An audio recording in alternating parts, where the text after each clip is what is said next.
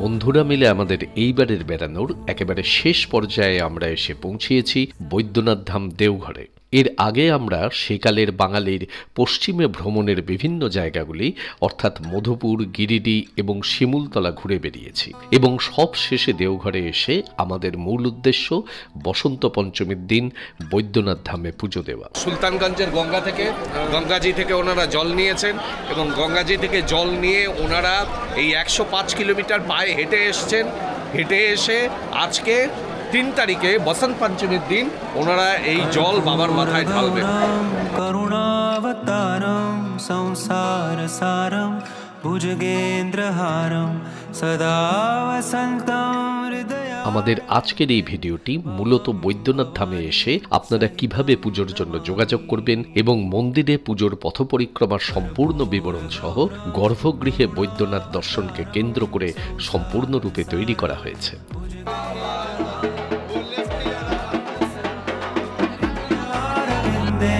ভবম ভবানী সহিতম নমামি। বৈদ্যনাথ ধাম দর্শন ছাড়াও দেওঘরের অন্যান্য জায়গাগুলি ঘুরে দেখতে এই চ্যানেলেই দেওঘরের ভিডিওটি দেখে নিতে পারেন। উপরের আই বাটন এবং নিচের ডেসক্রিপশন বক্সে দেওঘরের দর্শনীয় স্থানগুলির ভিডিওর লিংক দেওয়া রইল। তাহলে চলুন শুরু করি বৈদ্যনাথ ধামে সম্পূর্ণ পূজা পদ্ধতি ও গর্ভগৃহ দর্শন। कर्पूर गौरम करुणावतारम संसार सारम भुजगेंद्रहारम सदा वसंतम हृदय। এই সিরিজে আপনারা দেখছেন আমাদের মধুপুর, শিমুলতলা এবং দেওঘর ট্রিপের ভিডিও। এর আগের দুটি পর্বে আপনারা দেখেছেন মধুপুর এবং শিমুলতলার ভিডিও। আর আজকে আমরা এসে পৌঁছেছি দেওঘরে। দেওঘরে এসেছি আমরা হোটেল গীতাঞ্জলি ইন্টারন্যাশনাল এই নামের একটি হোটেলে আমরা উঠেছি। এই হোটেলটি আপনাদের দেখাচ্ছি। আজকেই আমরা সবে শিমুলতলার থেকে এসে পৌঁছালাম দেওঘরে এবং দেওঘরে এই হোটেলে আজকে রাত্রে আমরা থাকব। আগামীকাল সোমবার, সেদিন সকালবেলা আমরা এখানে গিয়ে বৈদ্যনাথ ধামে গিয়ে বাবার মন্দিরে পুজো দেব এবং তারপরে দেওঘরের বিভিন্ন জায়গাগুলি ঘুরে বেড়াবো। এই হলো রুম, এইদিকে বেড দেখতেই পাচ্ছেন, বেশ বড় বেড, তার সাথে কুশন দেওয়া রয়েছে, ব্ল্যাঙ্কেট দেওয়া রয়েছে, দুটো বেডসাইড টেবিল রয়েছে, এখানে ইন্টারকম রয়েছে, আর এইদিকে একটা ওয়ার্কিং ডেস্ক, এইখানে চেয়ার, এখানে দুটি গ্লাস রয়েছে, এখানে টি কফির শ্যাশে, কাপ ইত্যাদি, এখানে ইলেকট্রিক কেটেল, এই হলো টিভি, এইখানে কমপ্লিমেন্টারি জলের বোতল দেওয়া রয়েছে, ডাস্টবিন, আর এইখানে আয়না, এইদিকে একটি সোফা রয়েছে, এইখানে একটি ওয়ার্ড্রপ রয়েছে। এই যে এই ওয়ার্ড্রপটি বেশ অনেকটা বড়। আর এছাড়াও রুমের এইখানেও আরেকটি বড় ওয়ার্ড্রপ রয়েছে, এটি আরেকটি ওয়ার্ড্রপ, এই ওয়ার্ড্রপটিও যথেষ্ট বড়। এইদিকে এসি, এইখানে ফ্যান, আর এইদিকে বাথরুমটি যথেষ্ট বড়। এইখানে আলাদা করে শাওয়ার চেম্বার রয়েছে, এখানে টাওয়েল রাখা রয়েছে, এইদিকে আয়না, বেসিন, কমোড, এখানে ডেন্টাল কিট, এদিকে হ্যান্ড ওয়াশ, এগুলো সবই রয়েছে। এই যে রুমটা আপনাদের দেখালাম, এটা সুপার ডিলাক্স ক্যাটাগরির রুম। আমি মেক মাই ট্রিপ থেকে বুকিং করেছি। এইরকম 3টি রুম আমরা নিয়েছি। এই রুমগুলি নিয়েছে 2730 টাকা পার রুম পার ডে। এটি হলো রেস্টুরেন্ট, এই যে সবাই খেতে বসেছে।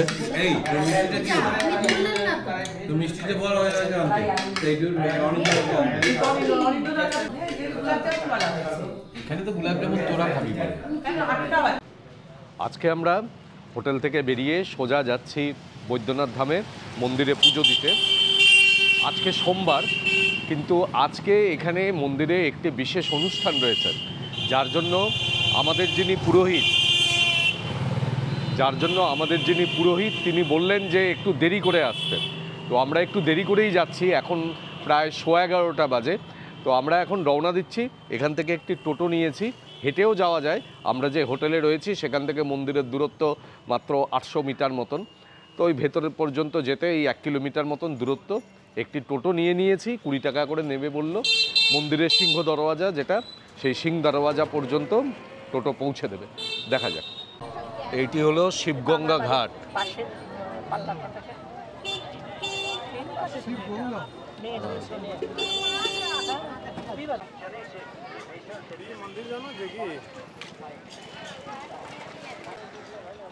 এই যে সামনে এই জলাশয়টি দেখতে পাচ্ছেন, এটি হচ্ছে শিবগঙ্গা ঘাট।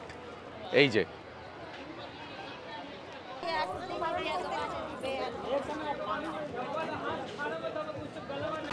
এই শিবগঙ্গা ঘাট পর্যন্ত আমরা টোটো করে এলাম।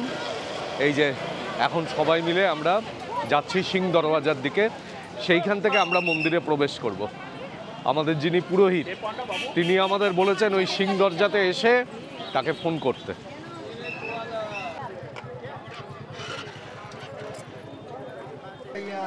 এই রাস্তাটি সোজা গেছে সিং দরওয়াজার দিকে। দুপাশে প্রচুর দোকানপাট, পুজোর দোকান রয়েছে, প্যারার দোকান, বিভিন্ন ধরনের দোকান রয়েছে। এখান থেকে পুজোর সামগ্রী কিনতে পারেন, ভেতরে গিয়েও কেনা যায়।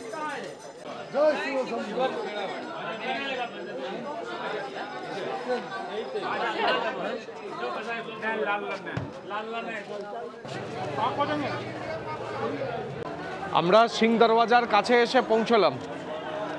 এইবার ফোন করি যে তিনি কোথায় আছেন, তাকে কোথার থেকে পাওয়া যাবে দেখি। আচ্ছা, ইনি হচ্ছেন আমাদের পূজারীজি, ওনার নাম হচ্ছে কৃষ্ণা মিশ্রা। কৃষ্ণা দেও মিশ্রা। তা ওনার ফোন নাম্বার আমি দিয়ে রাখছি, ওনার সাথে গিয়ে এবার আমরা পুজো দিচ্ছি। আপনারা চাইলে এসে যোগাযোগ করতে পারেন আপনাদের পছন্দ মতন, আমি দেখিয়ে রাখলাম। ইনি আমাদের পুরোহিত হিসাবে আমাদের মন্দিরের ভেতরে নিয়ে গিয়ে পুজো দেওয়া হবেন। এরপরে কীরকম পুজো হলো সেটা পুজো দিয়ে এসে তারপরে আপনাদের কাছে তার ব্যাখ্যা দেব।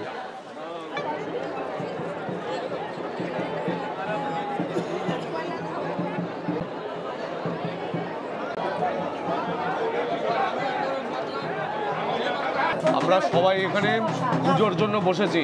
এইখানে আলাদা করে আমরা পুজো দেব, তারপরে আমরা মন্দিরের ভেতরে যাব। श्री विष्णु श्री हरि, श्री विष्णु श्री हरि, श्री विष्णु श्री हरि। पूरे माथे पर छीट लेंगे। तो माधव रीति स्मरन्ति साधव सर्वे। এইখানে পুজো করার পরে ভেতরে গিয়ে সেখানে দর্শনের ব্যাপার রয়েছে। এবারে দর্শনের দুটি লাইন রয়েছে, একটি সাধারণ লাইন আর একটি ভিআইপি লাইন। সাধারণ লাইনে তো কোনো পয়সা লাগবে না, ভিআইপি লাইনে আজকের জন্য হচ্ছে 600 টাকা, মানে সোমবার যেহেতু। আর অন্যদিন যদি আসেন তাহলে সেদিন হচ্ছে 300 টাকা করে। না, আজকে বসন্ত পঞ্চমী তো, তাই জন্য আজকে এখানে তিলক হয় বাবা। আর যেদিনকে শিব পার্বতীর বিয়ে হয় সেটা হচ্ছে মহাশিবরাত্রির দিন, এই জন্য আজকে এত ভিড়। আর এখানে আজকে ভিআইপি বাসের দামও বেশি, 600 টাকা। আর অন্যদিন আসলে সেটা 300 টাকা। এটা আমি এখানকার নিয়ম আপনাদের জানিয়ে রাখলাম। এই ব্যাপারগুলো আমি তৈরি করি না, এই কারণে এই কেন ভিআইপি পাস, কেন এই নিয়ে অকারণে বিরূপ মন্তব্য করবেন না। আমি এখানকার নিয়মটা আপনাদের জানালাম।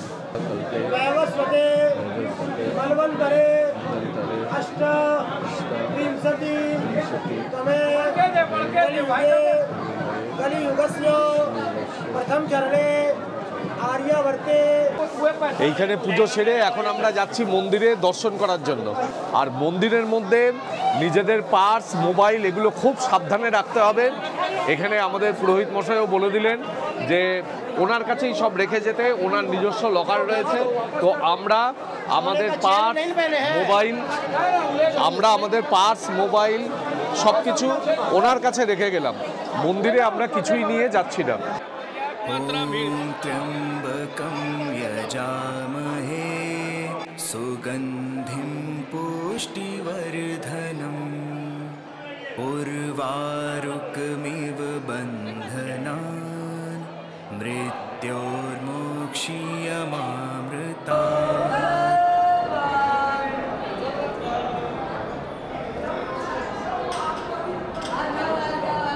গত বছর আমরা শিবরাত্রির দিন এসেছিলাম, সেই ভিডিও তো আপনারা দেখেইছেন। সেই ভিড় কিন্তু অনেক বেশি ছিল, প্রায় 2.5 থেকে 3 ঘন্টা আমরা লাইনে দাঁড়িয়েছিলাম। তারপরে গিয়ে বাবা বৈদ্যনাথের দর্শন পেয়েছিলাম। কিন্তু সবচেয়ে এটা খারাপ লাগে, আমি এই বৈদ্যনাথ ধামে 4 বার আসছি এই নিয়ে, ভেতরে অসম্ভব অরাজকতা, মানে এত ছোট জায়গা, পরিসরটা খুব অল্প, আর এই ভিআইপি লাইন আর জেনারেল লাইন একটা জায়গায় গিয়ে একসঙ্গে হয়ে যায়, তখন অসম্ভব ধাক্কাধাক্কি হয়। যেমন আপনারা মানে অন্য জায়গায়, মানে সোমনাথ বলুন, অন্য জায়গায় এই জিনিসটা কোথাও আমি দেখিনি যে একেবারে সব একসঙ্গে হয়ে যাচ্ছে। আর ভেতরে ভীষণ মারামারি, মানে বাবার দর্শন সঠিকভাবে পাওয়াই যায় না, বাবার মাথায় যে জল ঢালবো, দুধ ঢালবো, সেটা সঠিকভাবেই হয় না। যাই হোক, দেখি এবারে আমাদের ভাগ্যে কি আছে। আজকের ভিড়টা অনেকই কম, মানে ওরা অর্ধেক, কিন্তু ভিড় কম হলেও আমি দেখেছি ভেতরে খুব অরাজকতা, ভীষণ চুরি হওয়ার একটা সম্ভাবনা থাকে। এজন্য মোবাইল, পার্স সব রেখে এসছি। আপনাদের কাছেও বলে রাখছি, আপনাদের মানে যে টাকাটা পুজোর জন্য সামগ্রী কিনবেন, সেটা ছাড়া আপনারা সমস্ত টাকা পয়সা, সোনার জিনিস যাই বলুন বা মোবাইল, সব হোটেলে রেখে আসাই সবচেয়ে নিরাপদ। এটাই সবচেয়ে জরুরি কথা আর কি এখানের।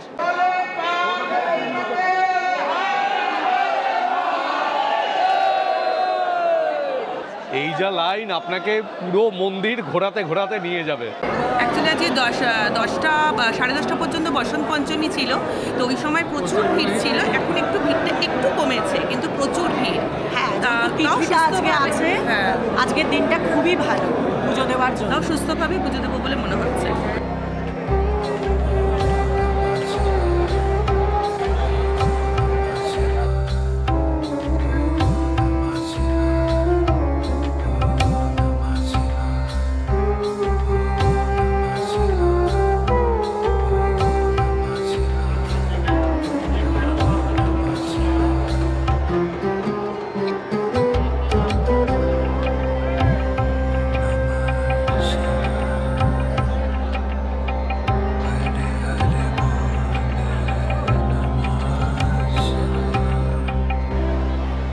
এই লাইনে দাঁড়িয়ে যেতে যেতে আপনাদের একটু বলে রাখি এই বৈদ্যনাথ ধামের একটা সংক্ষিপ্ত পৌরাণিক ইতিহাস। রাবণ প্রচণ্ড শিবভক্ত ছিলেন এবং রাবণের তপস্যায় সন্তুষ্ট হয়ে শিব তাকে বলেন যে তুমি কি বর চাও। রাবণ বললেন যে আপনি আমার সাথে লঙ্কায় চলুন।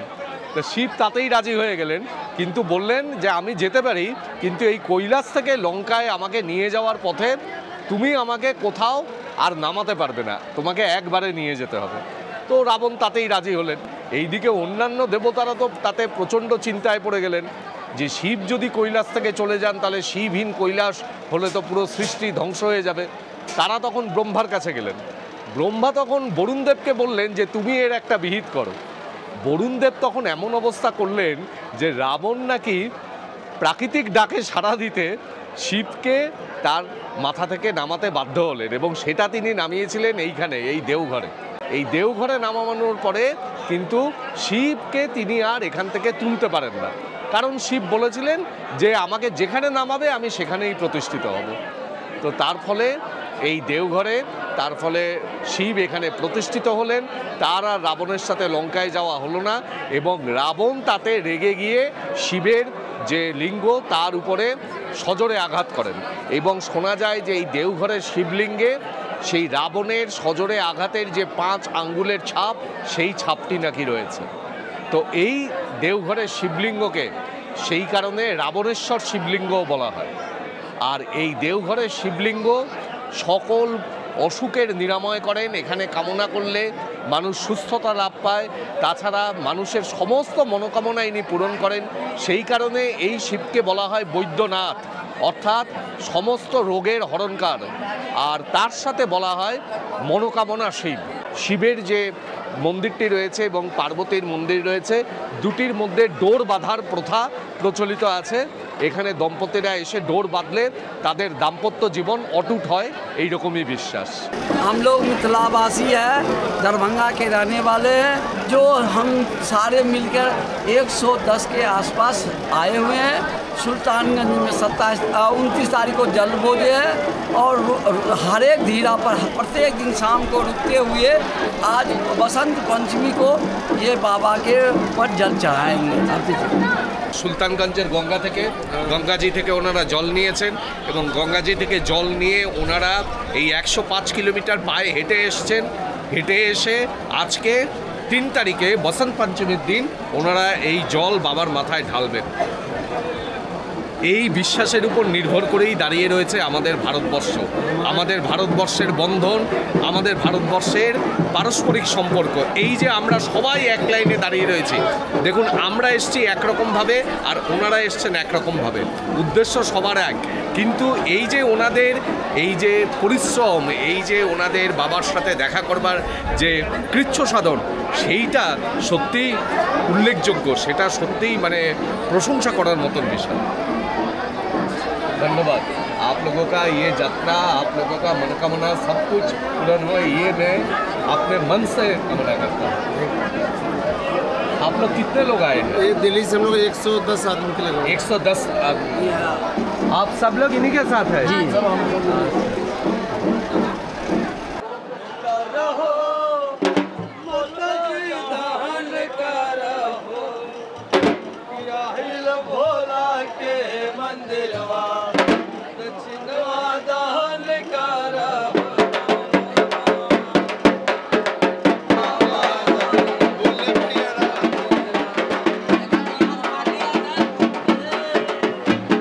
সবাই কত আনন্দ করতে করতে যাচ্ছে দেখেছেন?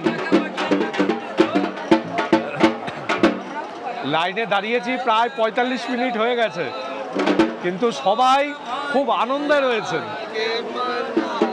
বাবার দর্শন করতে যাচ্ছেন বলে কথা। এই দেখুন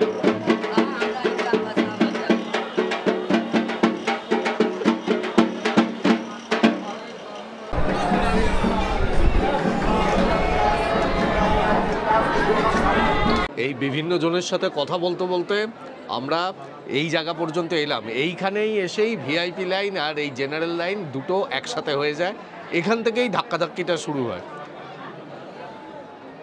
বাবার ধৈর্য এই পর্যন্ত এসে চ্যুতি ঘটে যায়, তখন হচ্ছে কে আগে বাবার মাথায় জল ঢালবে।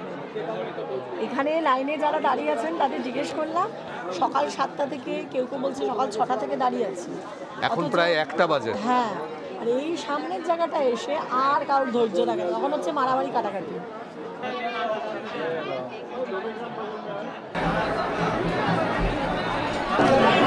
আমরা এখন গর্ভগৃহে এসে একটা পাশে দাঁড়িয়ে আছি, এই হলো অবস্থা, এই হলো গর্ভগৃহের অবস্থা।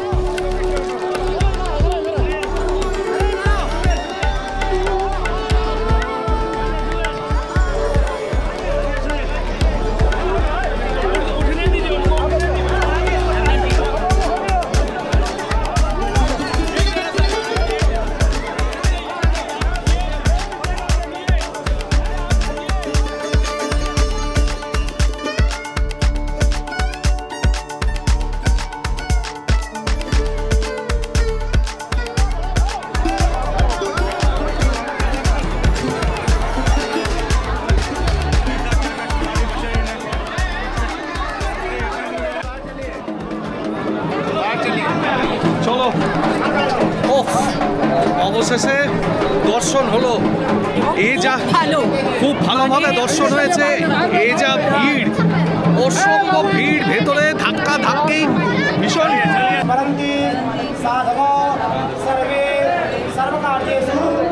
কিন্তু বৈদ্যনাথ ধামে খুব ভালো পুজো দিতে পেরেছি। মানে সত্যি বলছি, আমাদের যে পণ্ডিতজি এত ভালো এই ভিড়ের মধ্যে আমাদের গার্ড করে নিয়ে গেছে, ওখানে মন্ত্র পড়িয়ে, মানে আমি ভাবতেই পারছি না, আমার চোখ দিয়ে জল বেরিয়ে গেছে। এত সুন্দর দর্শন আর এত ভালো, মানে আমি দই, গঙ্গা জল, চালের গুঁড়ো, সিঁদুর সব দিয়ে বাবাকে যে এইভাবে পুজো দিতে পারবো সত্যিই ভাবিনি। আপনারা যদি কখনো বৈদ্যনাথ ধামে আসেন, ওনার সঙ্গে কিন্তু অবশ্যই যোগাযোগ করতে পারেন। যদিও সেটা আপনাদের নিজস্ব ব্যাপার, কিন্তু আমার কিন্তু খুব তৃপ্তি হয়েছে ওনার কাছে থেকে পুজো আমরা যেভাবে দিতে পেরেছি সবাই মিলে। সঙ্গে আমাদের একটা ছোট বাচ্চা ছিল, আমাদের কোনো অসুবিধা হয়নি। তুমি বাঁধবো।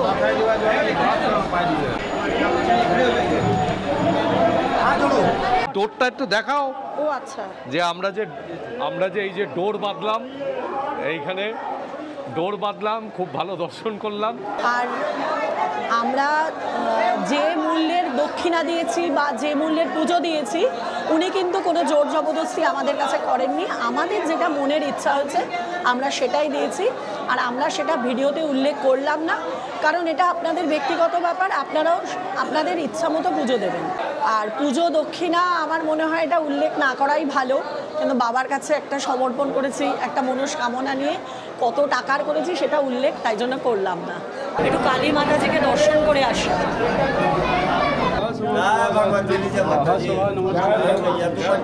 ओम जयंती मंगला काली भद्रकाली कपालिनी दुर्गा सेवा समाधात्री स्वाहा सदा नमस्तुते। ओम सर्वमंगल मंगल्ये शिवे सर्वार्थ साधिके शरण्ये त्र्यंबके गौरी नारायणी नमस्तुते।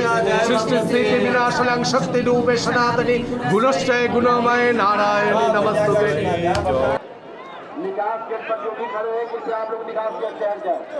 এখানে এই বৈদ্যনাথ মন্দিরের চারপাশে আরও অনেকগুলি মন্দির রয়েছে। মহাকাল মন্দির, গণেশ মন্দির, লক্ষ্মীনারায়ণ মন্দির, তারপরে কালভৈরব মন্দির, এদিকে বজরংবলী মন্দির, বগলা মন্দির, সূর্য মন্দির ইত্যাদি বিভিন্ন মন্দির রয়েছে। এক এক করে মন্দিরগুলিকে আপনারা দর্শন করে নিতে পারেন, এবং আমরাও এখন মন্দিরগুলি এক এক করে দর্শন করছি।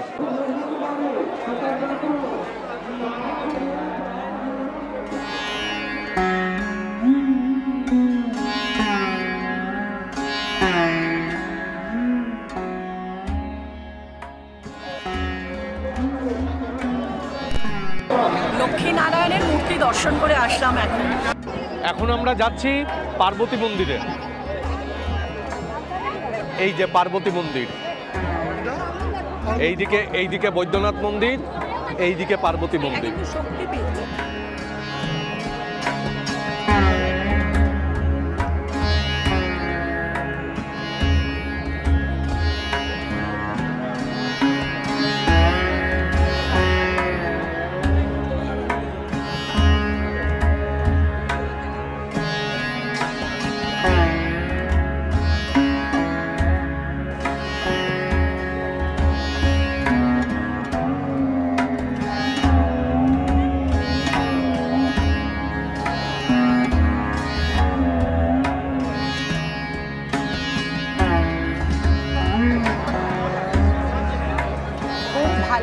পার্বতী দর্শন হয়েছে, খুবই ভালো, খুব সুষ্ঠুভাবে সুন্দরভাবে পার্বতী দর্শন করেছি আমরা।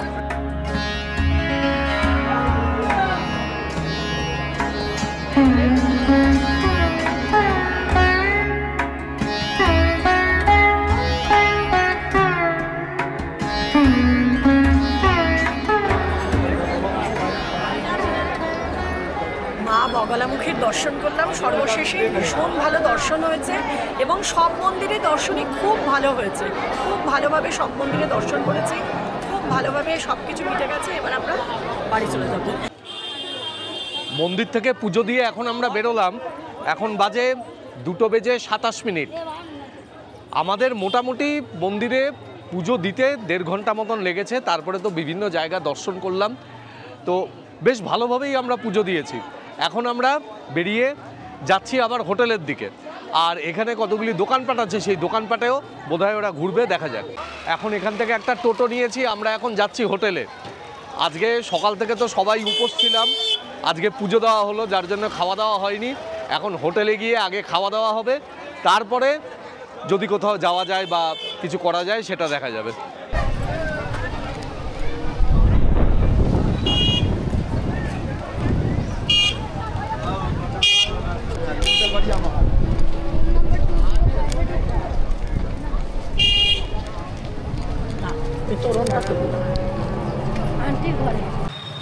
ব্যাস আমরা হোটেলে পৌঁছে গেলাম, কিন্তু এবার আমরা এখান থেকে আর প্যারা নিলাম না। আমরা মধুপুরে যা ভালো প্যারা খেয়েছি ওই প্যারাই আগে থেকেই নিয়ে রেখেছিলাম বাড়ির জন্য, আর তাই জন্য এখানের প্যারা বিভিন্ন দোকানে টেস্ট করলাম, সেই স্বাদ যেন আর পাচ্ছি না। এর আগের বছর শিবম থেকে আমরা প্যারা নিয়েছিলাম, কিন্তু এবার আর শিবমে গেলাম না, কারণ মানে এই পুজোর জন্য দু জায়গা থেকে প্যারা কিনে টেস্ট করলাম, কোনোটাই ভালো লাগছে না, তাও নিয়েছি। আপনারা আসলে নিতেই পারেন, কিন্তু মধুপুরে প্যারা খাওয়ার পর এখানের প্যারা আর ভাল লাগবে না। আমরা সবাই এখন হোটেলে এসে দুপুরের খাবার খাচ্ছি। এই সবাই আমরা বসে রয়েছি এখানে। এই যে ডাল, আলু পোস্ত, কুরকুরে আলু ভাজা, আর হচ্ছে পনির, আর সঙ্গে তো ভাত আছে, লেবু লঙ্কা। আর আজকে যেহেতু সোমবার, আমরা এমনিতেই নিরামিষ খাই, আর আজকে দ্বাদশ জ্যোতির্লিঙ্গে পুজো দিয়েছি, আজকে তো এমনিতেই আমিষ খাবো না।